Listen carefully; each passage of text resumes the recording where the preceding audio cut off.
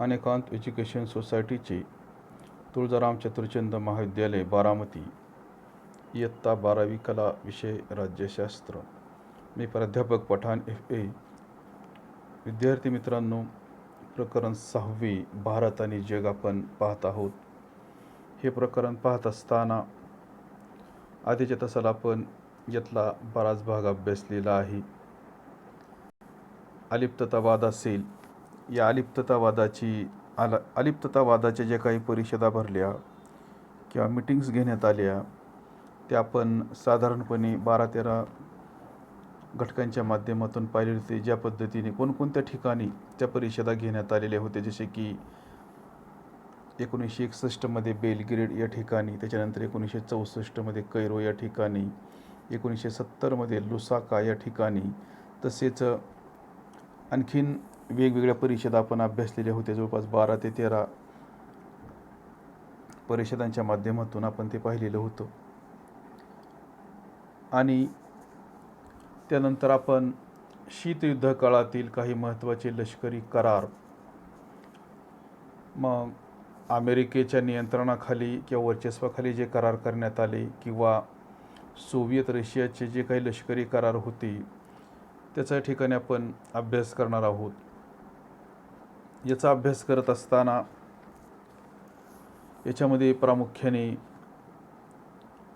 ज्या काही 2 महासत्ता शीतयुद्धाच्या काळात, दुसऱ्या महायुद्धानंतर उदयाला आलेल्या होत्या, त्यांचा अनुक्रमे आपण उल्लेख अमेरिका असा करतो आणि दुसरा म्हणजे सोव्हिएत रशिया, या 2 महासत्तांचा आपण त्या ठिकाणी उल्लेख करतो. या दोन्ही महासत्तांचं पुन्हा एकदा जगावर वर्चस्व निर्माण करण्याचं जे काही धोरण होते त्याच्या अनुषंगानं आपण वेगवेगळ्या करारांचा किंवा संघटनांचा अभ्यास करणार आहोत. मग लष्करी करारांचा विचार करत असताना दुसऱ्या महायुद्धानंतर आपल्याला माहिती आहे की जागतिक राजकारणाच्या नेतृत्वासाठी अमेरिका आणि सोव्हिएत रशिया यांच्यामध्ये जी काही तीव्र स्पर्धा निर्माण झालेली होती आणि त्या स्पर्धेचा भाग म्हणून दोन्ही महासत्तांनी आपापले जे काही समर्थक आहेत किंवा समर्थक राष्ट्रांबरोबर अनेक लष्करी करार हे त्या ठिकाणी केलेले होते. आणि ह्या लष्करी करारांचा प्रमुख उद्देश काय होता, तर मित्र राष्ट्रांची औपचारिक युती किंवा संघटना निर्माण करणे हा त्या पाठीमागचा साधारणपणे आपल्याला उद्देश सांगता येणार आहे. आणि मग शीतयुद्धाच्या राजकारणाचे एक महत्त्वाचे वैशिष्ट्य म्हणून आपल्याला या लष्करी करारांचा त्या ठिकाणी उल्लेख करता येणार आहे. मग सर्वसाधारणपणे आपण या लष्करी करारांचा जर विचार केला तर हे लष्करी करार त्या ठिकाणी द्विपक्षीय तसेच बहुपक्षीय पातळीवर झालेली आहेत. साधारणपणे याचा विचार करत असताना मग याच्यामध्ये आपल्याला बहुपक्षीय पातळीवर झालेल्या करारांमध्ये सांगता येणार आहे म्हणजे नाटो असेल किंवा सिएटो असेल, सेंटो असेल किंवा याच्यामध्ये वारसासुद्धा करार आहे. त्याच्यामध्ये या 4 करारांचा त्या ठिकाणी आपल्याला उल्लेख करता येणार आहे. आणि याच्यातला जो काही पहिला करार आहे नाटो, मग नाटो कराराचा जर आपण विचार केला तर हा करार कुणी केला, कोणकोणत्या देशांनी मिळून केला, कोणत्या साली केला, मग या कराराचे रूपांतर एका जागतिक संघटनेमध्ये कशा पद्धतीने झाले किंवा या संघटनेची ध्येय धोरणे कोणती होती, या संघटनेमध्ये सुरुवातीला किती सभासद होते, आज मितीस त्या संघटनेमध्ये किती सभासद आहेत आणि या संघटनेची प्रमुख वैशिष्ट्ये काय आहेत याचा आपण आढावा घेणार आहोत. तर साधारणपणे आपल्याला सांगता येणार आहे की शीतयुद्धाच्या काळात सामूहिक सुरक्षेच्या तत्त्वावर आधारित त्या ठिकाणी 1948 साली हा नाटोचा करार त्या ठिकाणी करार करण्यात आलेला होता. आणि या कराराच्या आधारावर मग 1949 साली नाटो ही संघटना त्या ठिकाणी अस्तित्वात आली. म्हणजे 1948 साली काही राष्ट्रांनी अमेरिकेच्या नेतृत्वाखाली एकत्र येऊन त्या ठिकाणी नाटो करार केला 1948 साली किंवा रोजी. आणि मग या कराराच्याच आधारावर 1949 साली नाटो ही संघटना त्या ठिकाणी अस्तित्वात आलेली आहे.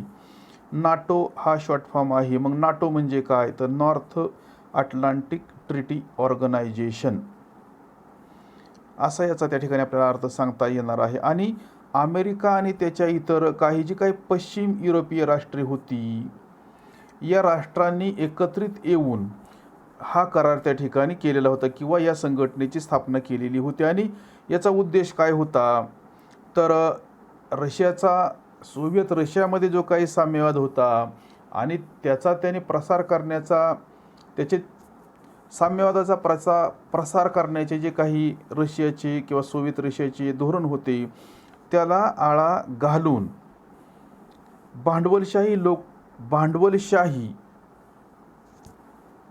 किंवा भांडवलवादी लोकशाहीच्या संरक्षणासाठी नाटो करार त्या ठिकाणी करण्यात आलेला होता. मग आपल्याला साधारणपणे सांगता येणार आहे की मुळातच शीतयुद्ध हे 2 विचारसरणींमध्ये लढले गेलेले आहे. एक विचारसरणी म्हणजे भांडवलवादी लोकशाही असेल की जी अमेरिकेमध्ये होती, आणि दुसरी विचारसरणीमध्ये म्हणजे साम्यवादी, ही जी सोव्हिएत रशियामध्ये होती.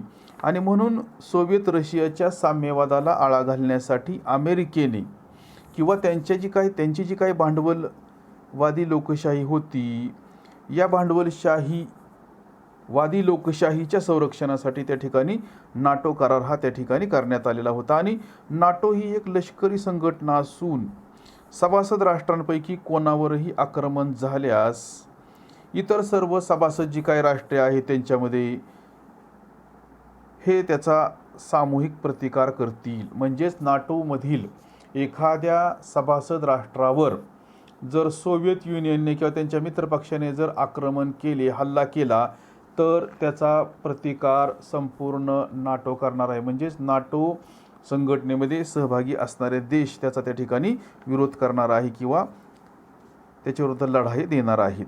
मग साधारणपणे ह्या सामूहिक सुरक्षिततेच्या व्यवस्थेवर नाटो ही संघटना त्या ठिकाणी आधारित आहे. आणि नाटो या संघटनेमध्ये सध्या 19 सदस्य असून, व्यवस्थित आहे का विद्यार्थी मित्रांनो, व्यवस्थित आहे का, नाटो या संघटनेमध्ये सध्या 19 सदस्य असून संघटनेत प्रथम त्या ठिकाणी 12 राष्ट्रे सामील झाली होती. मग ही 12 राष्ट्रे कोणती किंवा 12 देश कोणते की जे सुरुवातीला होते नाटो या संघटनेमध्ये, मग त्याच्यामध्ये आपल्याला प्रामुख्याने उल्लेख करता येईल त्यातील काही सभासद राष्ट्रांचा या ठिकाणी आपण उल्लेख करणार आहोत. ज्या पद्धतीने बघा, अमेरिका असेल, कॅनडा असेल, ब्रिटन असेल, फ्रान्स असेल, आइसलँड असेल, पोर्तुगाल असेल, बेल्जियम असेल, नेदरलँड्स असेल किंवा लक्झेंबर्ग असेल, अशी राष्ट्रे त्या ठिकाणी सुरुवातीला सहभागी झाली होती की ज्यांची संख्या 12 होती. आणि आत्ता या संघटनेमध्ये साधारणपणे 19 राष्ट्रे आहेत. तर थोडक्यामध्ये आपण नाटो संघटनेची प्रमुख काही वैशिष्ट्ये जी आहेत ही या ठिकाणी तुम्हाला दिलेली नाहीत, परंतु त्या ठिकाणी आपण याचा अभ्यास करणार आहोत. तर एक 4 ते 5 मुद्द्यांच्या माध्यमातून की आपण ही नाटो संघटनेची काही प्रमुख वैशिष्ट्ये त्या ठिकाणी पाहणार आहोत. तर आकडे एक आपल्याला सांगता येईल की एका सभासद राष्ट्रावरील आक्रमण सर्व सभासद राष्ट्रांवरील आक्रमण म्हणून गृहीत धरले जाईल. दुसरा मुद्दा आपल्याला सांगता येणार आहे, सर्व सदस्य राष्ट्रे आपल्या संरक्षणात वाढ करतील. त्यानंतर सदस्य राष्ट्रांना आर्थिक आणि लष्करीदृष्ट्या सक्षम बनवून परस्पर सहकार्य आणि मैत्रीचे वातावरण निर्माण करणे. त्याच्यानंतर आपल्याला सांगता येईल राष्ट्रीय सार्वभौमत्व आणि प्रादेशिक एकात्मता यावर सामूहिक चर्चा करून विचारविनिमयाने निर्णय घेणे. आणि साधारणपणे संघटनेतील सदस्य राष्ट्र कराराच्या मूळ उद्दिष्टांना बाधा पोहोचेल असे कोणतेही तह करणार नाहीत. आणि साधारणपणे आपल्याला सांगता येणार आहे शेवटचा मुद्दा की या कराराची मुदत 20 वर्षे असून ज्या राष्ट्रांना संघटनेतून बाहेर पडायचे आहे त्यांना किमान 1 वर्षाची पूर्वसूचना देणे आवश्यक आहे. म्हणजे एखाद्या राष्ट्राला जर यातून बाहेर पडायचे असेल तर त्याने ती 1 वर्ष आधी त्या ठिकाणी सांगणे महत्त्वाचे आहे आणि त्याच्यानंतरच त्याला त्या ठिकाणी बाहेर पडता येणार आहे. मग नाटोसारख्या संघटनेचा जर आपण विचार केला तर आपल्याला सांगता येईल की ही नाटो संघटना कशा पद्धतीने निर्माण झाली किंवा का निर्माण करण्यात आलेली होती, त्याची उद्दिष्टे काय होती, त्याचा मूळ हेतू काय होता, किंवा या संघटनेमध्ये सुरुवातीला किती देश होते, नंतर याच्यामध्ये किती देश सहभागी झालेले होते, याचा त्या ठिकाणी आपण अभ्यास केलेला आहे. याच्यानंतर बघा सिएटो करार जो आहे 1954मध्ये त्या ठिकाणी करण्यात आला, हा कोणत्या देशांमध्ये दरम्यान करण्यात आलेला होता, याच्यामध्ये जे काही देश होते त्यांची संख्या किती होती, याचा आपण थोडक्यामध्ये आढावा घेणार आहोत. तर सिएटो करार जो आहे तो सिएटो करार म्हणजेच दक्षिण आशियाई राष्ट्रांची लष्करी संघटना. सिएटो म्हणजेच दक्षिण पूर्व आशियाई राष्ट्रांची लष्करी संघटना. ही पण लष्करी संघटना आहे.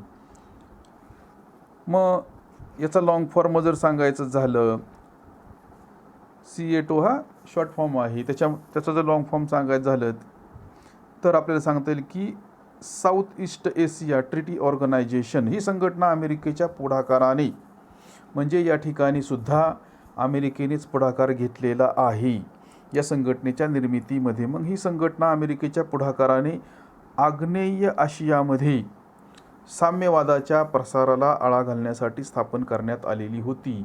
या ठिकाणी सुद्धा या संघटनेचा उद्देश काय आहे तर साम्यवादाला त्या ठिकाणी आळा घालणे आणि जास्तीत जास्त राष्ट्रांना याच्यामध्ये सहभागी करून घेणे. मग या संघटनेचे स्वरूपसुद्धा आपल्याला सांगता येणार आहे की नाटोप्रमाणेच होते आणि सामूहिक तत्वावरच किंवा सामूहिक सुरक्षिततेच्या तत्वावरच ते आधारित होते. मग या संघटनेचे वैशिष्ट्य म्हणजे ही संघटना जरी आग्नेय आशियाच्या संरक्षणासाठी असली तरी या संघटनेमध्ये केवळ 2 राष्ट्रे म्हणजे आग्नेय आशियातील केवळ 2च राष्ट्रे होती की ज्यांचा उल्लेख आपल्याला करता येणार आहे. तो म्हणजे थायलंडसारखा देश असेल किंवा फिलिपाईन्ससारखा देश असेल. हे संघटनेचे सदस्य होते आणि बाकीचे जे काही सदस्य देश होते ते आग्नेय आशिया बाहेरील होते. मग याच्यामध्ये आपल्याला सांगता येईल इंग्लंड असेल, फ्रान्स असेल, ऑस्ट्रिया असेल, न्यूझीलंडसारखा देश असेल किंवा पाकिस्तान ही या संघटनेची इतर सदस्य राष्ट्रे होती. मग सिएटोच्या निर्मितीमागचा प्रमुख उद्देश काय होता तर साधारणपणे आपल्याला सांगता येणार आहे की सिएटोच्या निर्मितीमागचा प्रमुख उद्देश सोव्हिएत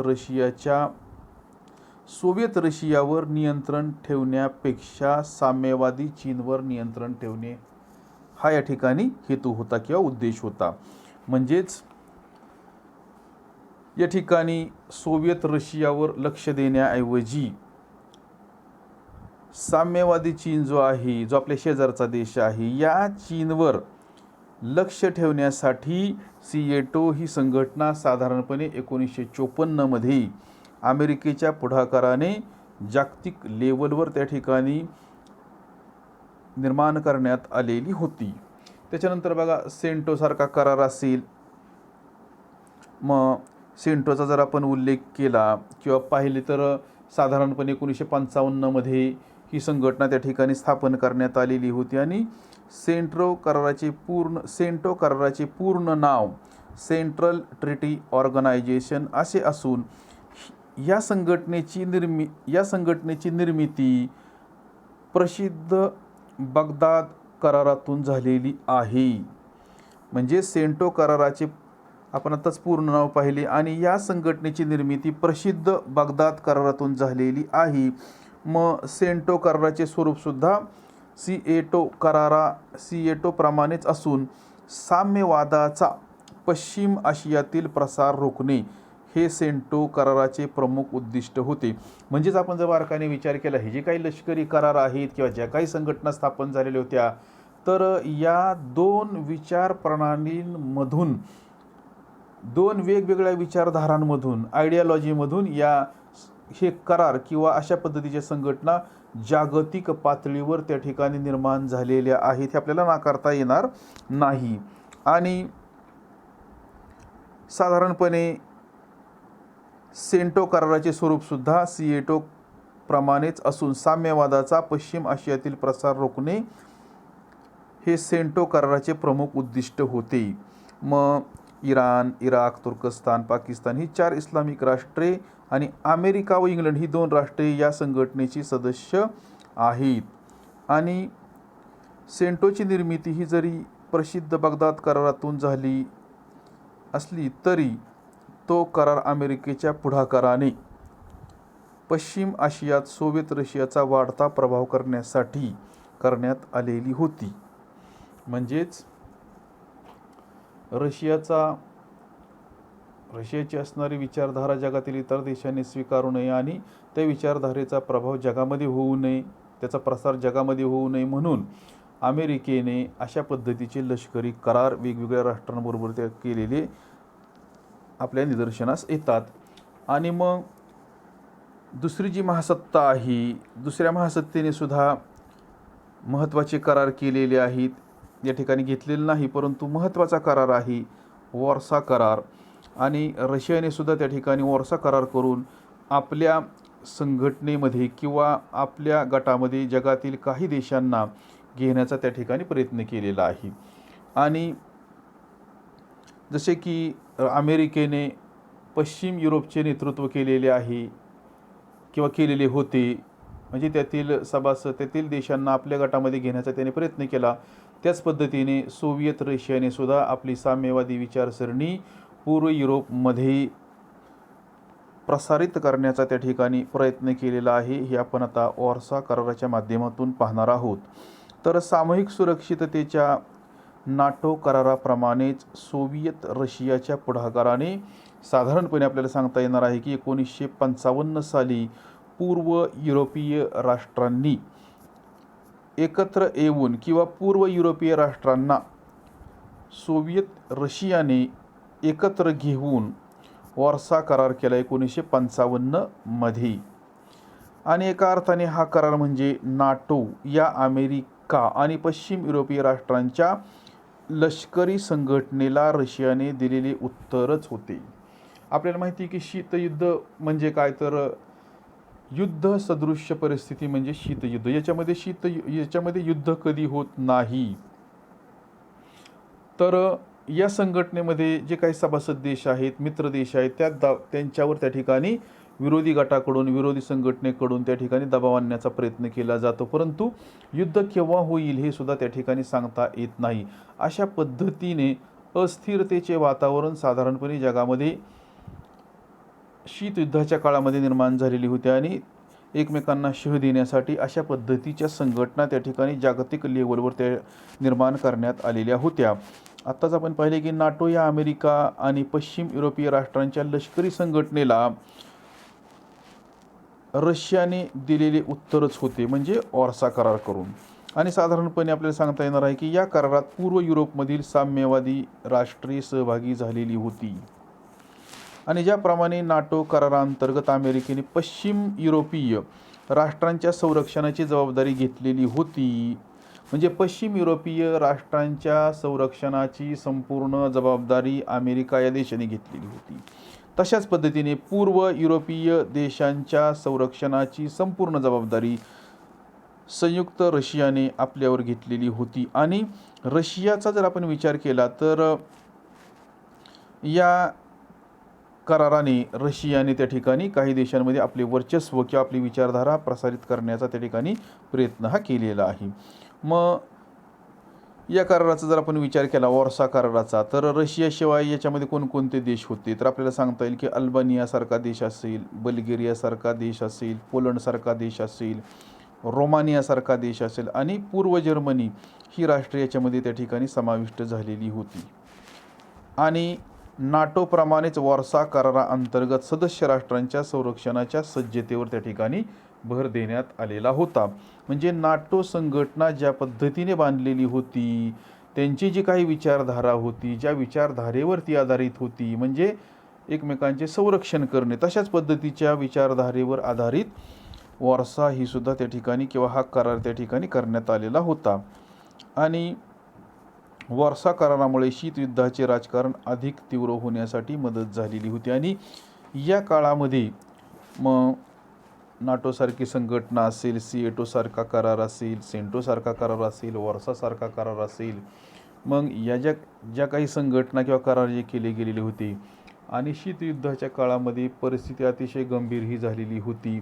मग त्याच्यामध्ये व्हिएतनामचा पेच प्रसंग असेल किंवा बर्लिनची भिंतसारखा पेच प्रसंग असेल किंवा अमेरिका आणि सोव्हिएत युनियन या दोन महासत्तांमध्ये क्युबामध्ये जी काही क्षेपणास्त्र स्पर्धा निर्माण झालेली होती आणि त्याच्या माध्यमातून जगावर जी काही संकट आलेली होती, या गोष्टींचा त्या ठिकाणी आपण आधी आढावा घेतलेला आहे. तर साधारणपणे आपल्याला सांगता येईल की शीतयुद्धाच्या काळामध्ये काही महत्त्वाचे लष्करी करार त्या ठिकाणी केले गेलेले आहेत. ज्याचा उल्लेख म्हणजे अमेरिका आणि सोव्हिएत रशियाच्या नेतृत्वाखाली. त्याच्यामध्ये आपण 4 घटकांचा अभ्यास केलेला आहे. पहिला घटक आपण पाहिला नाटो करार किंवा नाटो 1948ला केला गेला आणि नंतर या कराराचे रूपांतर 1949मध्ये नाटो या संघटनेमध्ये झालेली आहे. त्यानंतर सिएटो करार 1954मध्ये केला आणि सेंटो करार 1955मध्ये केला आणि याच्यामध्ये या सर्वांचे नेतृत्व अमेरिकेने त्या ठिकाणी केलेले आहे.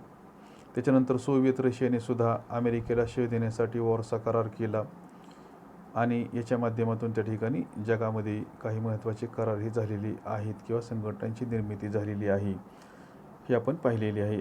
तर विद्यार्थी मित्रांनो, आता आपण नंतरच्या तासाला भारताच्या परराष्ट्र धोरणाला प्रभावित करणारे घटक पाहणार आहोत. याच्यामध्ये आपण 5 वेगवेगळ्या मुद्द्यांचा अभ्यास करणार आहोत. त्याच्यामध्ये पहिला मुद्दा आपल्याला सांगता येईल भौगोलिक घटक, दुसरा मुद्दा आहे ऐतिहासिक घटक, तिसरा आहे आर्थिक घटक, चौथा आहे राजकीय घटक आणि पाचवा आहे आंतरराष्ट्रीय व्यवस्था. तर विद्यार्थी मित्रांनो, आज आपण याच ठिकाणी थांबणार आहोत. राहिलेला भाग आपण नंतरच्या तासाला पाहणार आहोत.